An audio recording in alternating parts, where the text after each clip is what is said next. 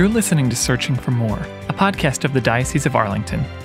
On this episode, Patrick Thompson, a parishioner at St. Agnes Catholic Church in Arlington, Virginia, talks about his draw to the Catholic faith and his experience leading up to being received into the church at the Easter Vigil Mass 4 years ago. I'm not Catholic, and I'd like to be, and I've thought about this before, but here we're having this conversation now. Hear Patrick talk about his daughter preparing for First Holy Communion and the impact it had on drawing him to the faith, as well as his deepening involvement in the church over the past few years. This episode's host is Billy Atwell, Chief Communications Officer of the Catholic Diocese of Arlington. Patrick, thank you for joining me here on the podcast. It's great to be here, Billy. Thanks for inviting me. So you're a parishioner at St. Agnes Parish, and you converted to the faith a few years ago. So we want to dig into your story a little bit. So let's start kind of back from that point. What was your faith background growing up? There wasn't a ton of church, and I'd be hard pressed to name any denomination per se, just general Christianity. And I would say it was probably more so for my older siblings. I'm the youngest of a big tranche of kids, and but I went to a Christian preschool, and that was sort of my last regular Christian attendance. Yeah. So growing up, when did you start having thoughts about Christian faith a little more deeply? Like, when did you become devout? Because typically people don't go from kind of lukewarm Protestant to Catholic. Like, they're pretty devout in what they believe in. It's that devotion that kind of leads them, to find the church. It's hard to put my finger on it exactly, but my wife is Catholic, and she became Catholic in college or immediately after college, and we would occasionally go to church. And as a non-Catholic in a Catholic church, of course, you're never participating in communion, and that I always felt a little bit desirous of that. I was always the guy sitting in the pew when it would empty, and for me, I think a lot of it started with fatherhood and having a daughter, and trying to think of a good way to raise her. And the Catholic Church always felt comfortable to me. The structure of the Mass, the regularity of communion, it being the center of the Mass celebration, whereas, of course, other churches occasionally have communion. And I felt that the homilies were always much different than what you might see on TV on a Sunday morning. Right. No particular show in mind, but there's plenty out there. But the homily was I always felt very educational and inspiring. Very good. Very good. Now, growing up, were the sacraments a challenge? Because, sometimes some faith backgrounds, they don't have as much, like you said, communion is kind of a once in a while thing. Obviously, there's no confession or those kinds of things. Were the sacraments hard to adjust to? Even before you became Catholic, obviously you're going to Mass. Was that? Well, you don't want to be the one who doesn't know what to say and when to say it. So there was certainly an attention to detail to make sure that I knew what to say and when. But it was just very comforting. And I think highlighted, this time last year, or shortly after this time last year, when Mass was no longer provided in person. Right. You really miss how that really facilitates worship, being in person, and the sacraments and the cadence of the Mass. It's just much more impactful as an experience, especially when you're there, than when you're watching it streamed. Well, was there a last straw for you where you said, okay, I've got to start RCIA, and really discerning that a little bit more? Yeah, and going back to my reference of my daughter, so we, my wife and I wanted to raise her Catholic, and it's a good life structure, I think, and it's something I never had. I didn't do Sunday school per se. And so she was starting CCD and just kindergartner, and then a first grader, and we'd pick her up after Sunday school. And this is Father Edelson you'd go to church at 9, and then Sunday school would start at 10:10, and then he'd pick him up at 11:30 was the schedule. And so we'd pick her up, and she'd have observations or exciting things she wanted to share that I wasn't particularly familiar with, and as she started approaching First Communion, I thought, I'd like to be able to celebrate that sacrament as a family. Yeah. And yeah, that was really what led to my call. And I can go on. I don't know if you want to. Yeah. Sure. So I made a call to the church, and I left a message, and Father Miserandino, Father Rich. Yeah, I know Father Rich. Yeah, he's great. If he's listening, just best homilies He's a delightful ever. soul, His ability to connect, and it's almost like it was designed just for me.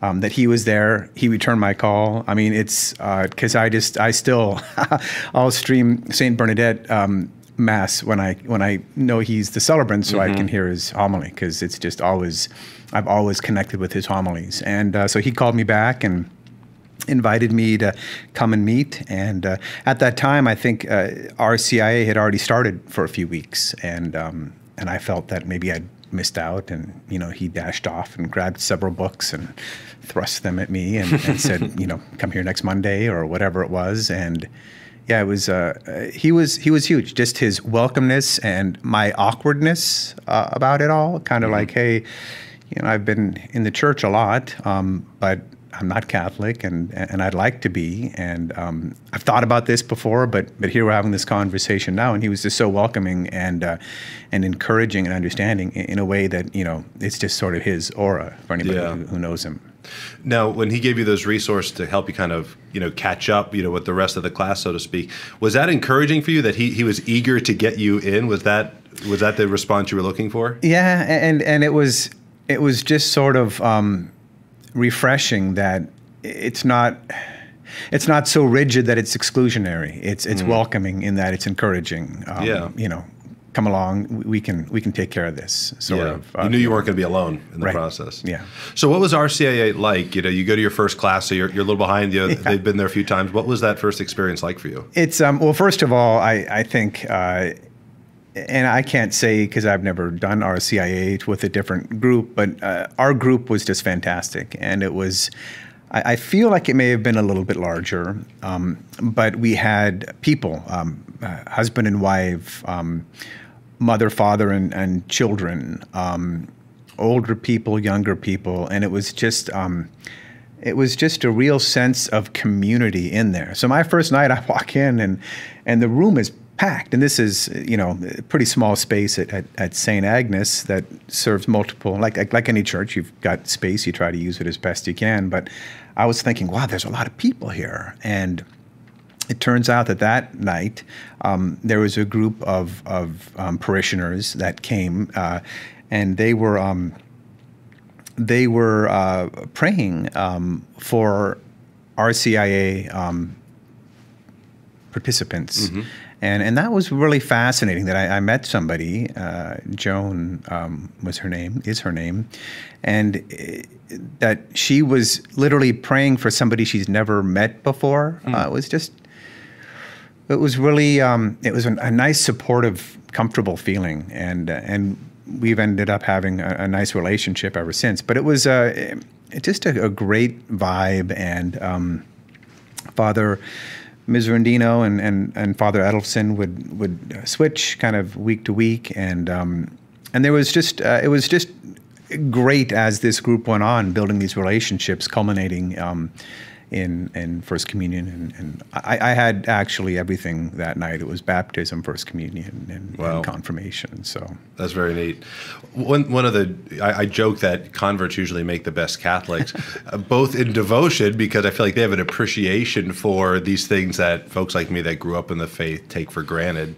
For them it's newer and refreshing, but also in that they know the foundations of what we believe sometimes better than cradle Catholics, because they learned it as adults, so they kind of took on some of the intellectual stuff.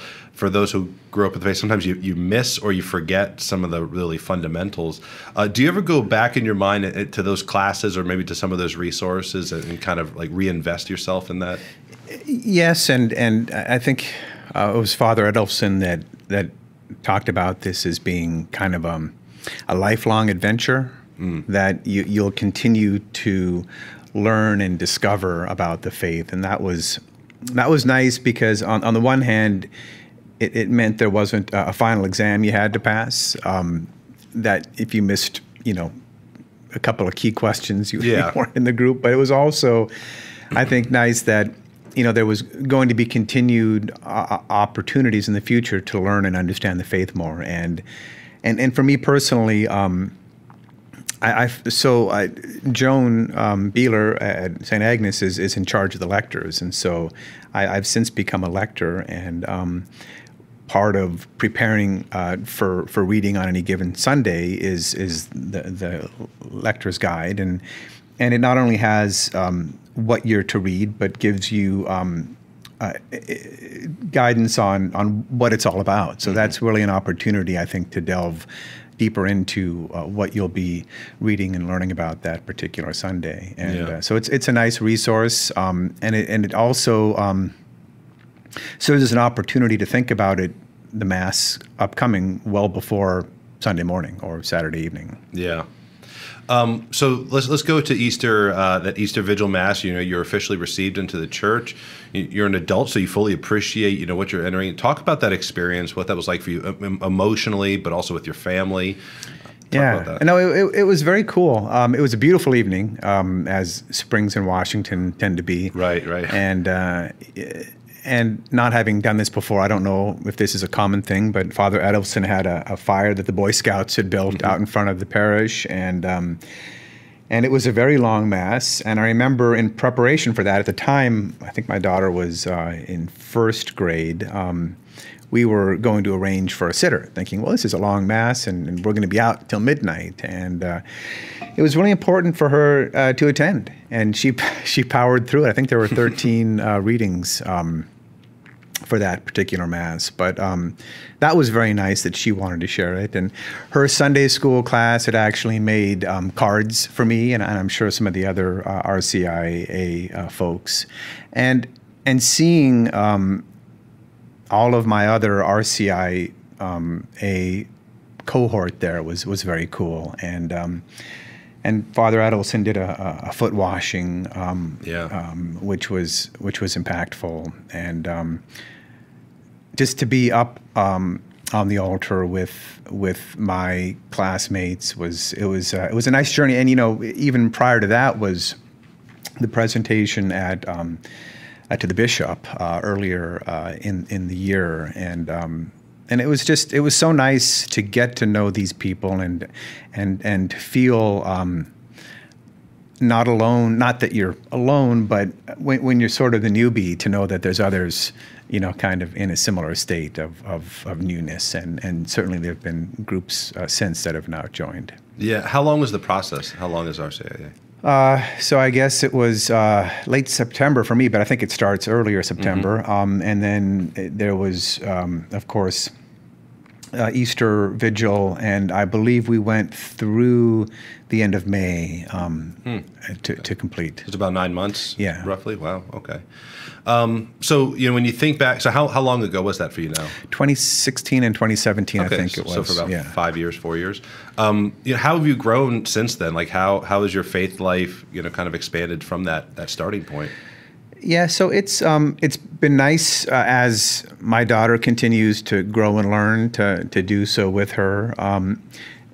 It's been something that has given me great calm and confidence in difficult times, and it's, I think, encouraged me not just to be a better person, spouse, father, friend, but to give to the church. From lecturing to when we first started up last May, there was still are, of course, but it was the adoption of rigorous sanitation measures to make sure the parishioners are safe. And so just knowing that you're going to stay after and wipe a bunch of pews down or clean here or clean there, just to make sure it all goes smoothly. It's and then I've since joined the Knights of Columbus, and they're, of course, very instrumental as a charitable organization. And my first time coming to this building was delivering masks last spring. So lovely people around the region would be making masks at home, and they would donate them, and Catholic Charities would facilitate that. So they'd need people to run around, and there were calls for people to bring food and help. I didn't do any of those, but I know that my brother Knights were certainly active on that, and it just makes you feel good to help the community. So you're all in between the Knights of Columbus and lecturing. It doesn't feel like an all in, and it doesn't feel like it was a rush, but it all sort of happened very organically, I think. Yeah. How is the structure of the Mass and our liturgy? How is that worked for you? Because obviously that was a draw initially. How has that kind of fed your faith as you've gone on these last few years?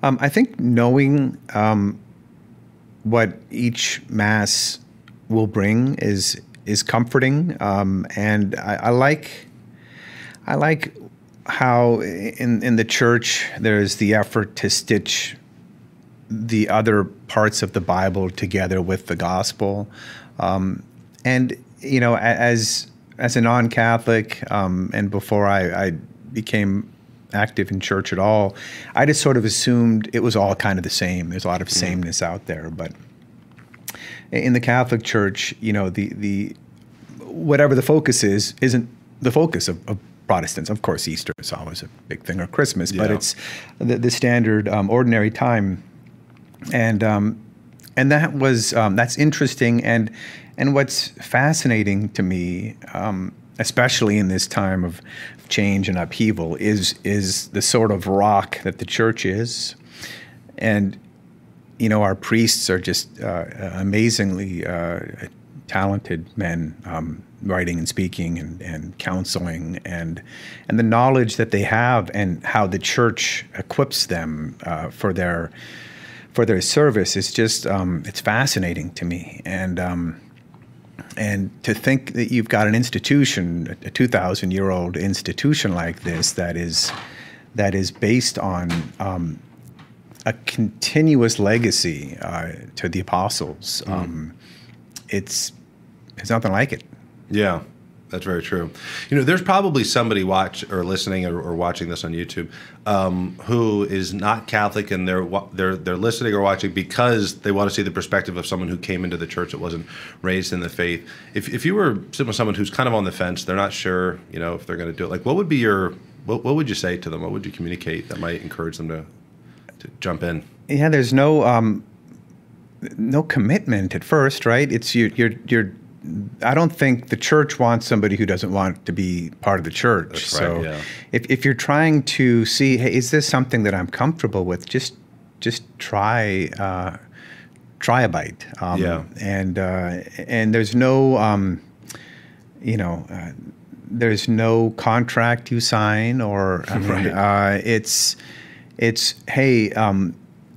This is a great resource for your life. It helps you live a better life, live a fuller life. And if that's something that's you want to try and see, hey, and maybe you'll be like me and find like it's almost like it was made to be that I joined the church at this time with these priests, with my family.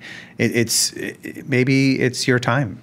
Yeah. And you won't know unless you try, of course. Yeah, and I think some people also view RCIA like a moving train that you can't jump off, right? It's like, well, no, you can. And like I know people have gone through RCIA simply to understand their spouse's faith better. They're not Catholic and they don't have interest in it, but they go into it to learn what is it that my spouse believes and understands, because not every Catholic is able to articulate the teachings of the church as clearly as even they want to. So people will go and learn more about the faith that way. And there are people who go through RCIA and they decide, now's not the time. Maybe at some point, but now's not the time, and that's fine. It's not like there's going to be some disappointment. But if you are searching, you'll find it, right? And if you're going through RCIA, that's part of a search. It's not a definitive, you're signing a contract day one because we're expecting something of you. No, just be on the journey. And I think to your point it's not that you can't get off, but it's also that there's no deadline to get on. Yeah, that's right. And somebody might think, oh, it's September 15th and RCIA started and I can't. In my case, of course, I missed a few sessions and was welcomed with open arms. So, the lack of rigidity just take a step, give it a try. If it's a fit, if the mystery is interesting and unfolding to you, then it's obviously a good fit.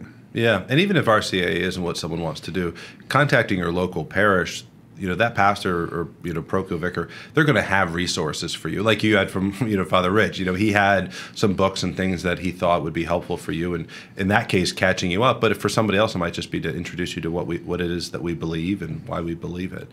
So, Patrick, thank you so much for telling us your story, for sharing it with us here. If we can ever do anything for you, let us know. But we're big fans of St. Agnes Parish, and it's a great community there. So thank you for your time. Thanks for having me. Pleasure talking to you, Billy. You too. You're listening to Searching for More. If you enjoyed this podcast, please write a review on iTunes, Google Play, Stitcher, Spotify, or wherever you listen. Also, make sure you follow the Diocese and the Arlington Catholic Herald on Facebook, Twitter, and Instagram. And subscribe to our YouTube channels for regular videos that inspire, educate, and inform about the Catholic faith in our diocesan community.